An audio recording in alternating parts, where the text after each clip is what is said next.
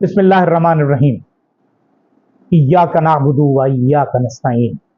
اللہم اعنی علی ذکرک و شکرک و حسن عبادتک آمین صدق اللہ العظیم۔ السلام علیکم۔ M T L T V کے ساتھ میں ہوں ایم ٹی ایل۔ 26ویں آئینی ترمیم، عدلیہ کو محکوم بنا لیا گیا، دنیا بھر سے آوازیں اٹھنا شروع۔ میاں محمد نواز شریف قائد پاکستان مسلم لیگ نون کی لندن فرار ہونے کی تیاریاں۔ پاکستان تحریک انصاف کا چیف جسٹس سکرورئی کمیشن میں بیٹھنے سے انکار۔ تو ہم شروع کرتے ہیں چیف جسٹس کی سلیکشن کے حوالے سے کہ 12 رکنی کمیٹی بنائی گئی ہے اور یہ پہلی مرتبہ پروپورشن بنایا گیا ہے، متناسب بنایا گیا ہے کہ کسی بھی طریقے سے اپوزیشن اور حکومت برابر برابر نہ ہو سکیں، نزدیک نزدیک نہ ہو سکیں۔ لہٰذا ایم کے ایم، پاکستان تحریک انصاف تو ظاہر ہے اپوزیشن کی واحد جماعت ہے، پاکستان پیپلز پارٹی، پاکستان مسلم لیگ نون، پھر اس کے بعد مولانا فضل الرحمان جے یو آئی، پاکستان تحریک انصاف۔ اس میں 4 پاکستان مسلم لیگ نون کے ہیں، 3 پاکستان پیپلز پارٹی کے ہیں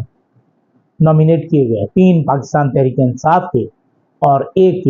مولانا فضل الرحمان کی پارٹی جے یو آئی اور ایم کے۔ اب اگر دیکھا جائے تو اپوزیشن جو ہے اس کے 3 ہیں، باقی 9 ہیں۔ مطلب یہ کہ حکومتی پارٹیاں جو چاہے مرضی کریں، اور چونکہ آئینی ترمیم میں پاکستان تحریک انصاف شامل نہیں تھی، گزشتہ روز جب کمیشن بن گیا تو پاکستان تحریک انصاف کی سیاسی کمیٹی نے یہ فیصلہ کیا کہ اس عمل کا حصہ نہیں بنا جائے گا۔ آج بھی تمام دن، آج جو 4 بجے اجلاس تھا اس میں شریک نہیں ہوئے پاکستان تحریک انصاف والے، اور اس کے بعد اسپیکر ایاز صادق نے میٹنگ کی، ملاقات کی، گوہر علی خان سے ملاقات کی، چیئرمین جو ہیں موجودہ پاکستان تحریک انصاف کے، لیکن انہوں نے کہا یہ ہمارا حتمی فیصلہ ہے۔ اب اس کے بعد کیا ہوتا ہے، اس کی آئینی حیثیت کیا ہوتی ہے، قانونی حیثیت کیا ہوتی ہے، لیکن بہرحال ایک قضیہ کھڑا ہو گیا ہے پہلا۔ دوسرا یہ کہ ایک بات طے ہو گئی ہے کہ اگر جو قانون میں لکھا ہے کہ اگر 3 لوگوں میں سے ایک شخص کو چیف جسٹس نامینیٹ کیا جاتا ہے اور وہ کسی بھی وجہ سے انکار کر دیتا ہے تو باقی 2 میں سے ایک آدمی کو چیف جسٹس بنانا ضروری ہوگا۔ اب یہ بہت اہم بات ہے،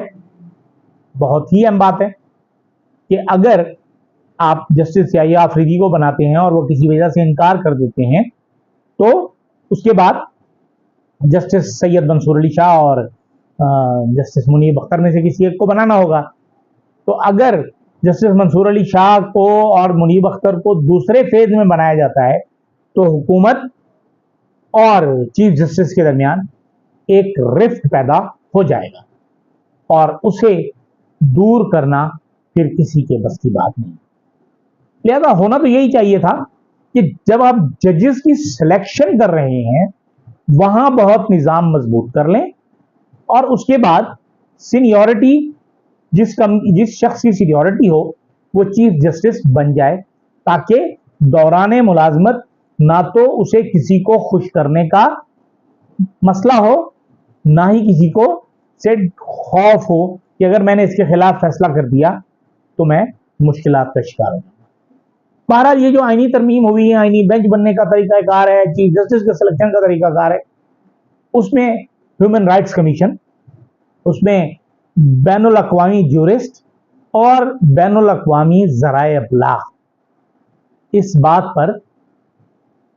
تنقید کر رہے ہیں کہ دنیا میں لوگوں کو انصاف دینے کے لیے عدلیہ کو آزادی دی جاتی ہے، اور ہمارے یہاں غلامی، قید و بند میں ڈالا جا رہا ہے، بیڑیوں میں جکڑا جا رہا ہے۔ اب ایسی صورتحال میں کیا ہو سکتا ہے یہ تو اب وقت ہی بتائے گا، لیکن بہرحال عدلیہ غلام رہتی ہے یا نہیں رہتی، ये तो बात की बात है, लेकिन आईनी अदालत बेंच भी बनेगा। अब उसमें भी उन्होंने अपनी मर्जी का हिसाब किताब बना लिया कि चीफ जस्टिस हम अपनी मर्जी का लगाएंगे और जजेस जो हैं वो चीफ जस्टिस लगाएगा, या वो भी हुकूमत लगाएगी, यानी वो भी पिक एंड चूज होगा। और ये बात तय है कि आईनी मसाइल जो हैं वो तकरीबन तमाम के तमाम हुकूमत वक्त के खिलाफ होते हैं। अगर मेरा कोई मसला है हुकूमत से तो मैं आईनी पिटीशन दूंगा। अब ऐसी सूरत हाल में जो आईनी पिटीशन है, जब मेरा मुखालिफ जो है वो हुकूमत है और बेंच भी हुकूमत बना रही है, साइल जिसके खिलाफ मैं जा रहा हूं वो ही बेंच बना रहा है, अपनी मर्जी का बेंच बना रहा है, तो ऐसी सूरत हाल में जो मैं हूं मुझे तो बिल्कुल नहीं मिल सकता इंसाफ। इंसाफ तो एक ही तरफ जाएगा। और फिर हजरत अली का कौल कि जुल्म का निजाम चल सकता है, इंसाफी का निजाम नहीं चल सकता। और फिर बैनुल अक़वामी अखबारात में आज एक जुमला कहा, कानून साजों ने अपना असर रसूख मजीद मजबूत कर लिया। ये एक बहुत बड़ी बात है कि जी दुनिया भर में ये बात देखी जा रही है, नोटिस की जा रही है कि पाकिस्तान में आईनी तरमीम या तरामीम जो हुई उसका टारगेट क्या है। लोग हमारी तरह ना तो जाहिल हैं, ना बेवकूफ हैं, ना अहमक हैं, ना गूंगे हैं, ना बहरे हैं। वो सुनते हैं, वो देखते हैं, बोलते हैं और इजहार भी करते हैं। बहरहाल अब चीफ जस्टिस की तकर्री का पहला दिन तो गुजर गया, जो इजलास नहीं हुआ उसमें पीटीआई की शिरकत नहीं हुई और इस वक्त पीटीआई ने वाज़ेह तौर पर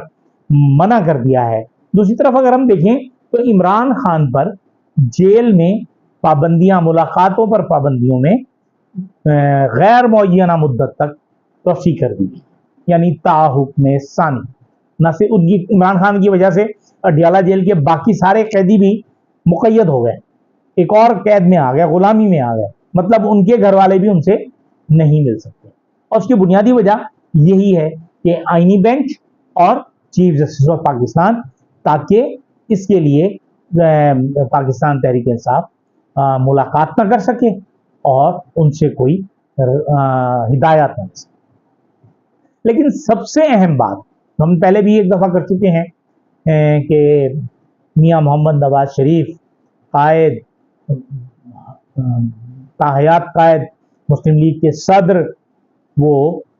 इस वक्त लंदन फरार होने की कोशिश में हैं और अगले चंद दिनों में वो लंदन चले जाएंगे। हो सकता है कि वो 25 से पहले पहले चले जाएं, क्योंकि वो काजी फायज ईसा के दौर में ही वापस जाना चाहते हैं, क्योंकि उन्हें नहीं पता कि बाद में उनके साथ क्या सलूक हो। पहले वो जाना चाह रहे थे, लेकिन हमारे जो इदारे हैं उन्होंने नहीं जाने दिया कि आपकी गैर मौजूदगी की वजह से बहुत से मसाइल होंगे और लोग जो हैं वो शायद इस वजह से वोट ना करें कि मियां नवाज शरीफ अगर वोट देने के लिए यहाँ मौजूद नहीं तो हम क्यों दें। लेकिन एक बात आईनी तहरीक के हवाले से, हमारे जो ज़ाहिर चीफ जस्टिस हैं मौजूदा आखिरी दिनों में जा रहे हैं, ये भी लंदन चले जाएंगे, स्पेन में अपनी ज़िंदगी गुजारेंगे, इनका यहाँ कोई काम नहीं है। और मैं अपने एक डेढ़ महीना पहले अपने एक प्रोग्राम में कह चुका हूँ कि मुबारक सानी केस का जो फैसला काजी फायज ईसा ने किया, उसी को बुनियाद बनाकर इन्हें पाकिस्तान से मुस्तकिल तौर पर बाहर रहने का जवाब इन्होंने अपने लिए खुद पैदा कर लिया।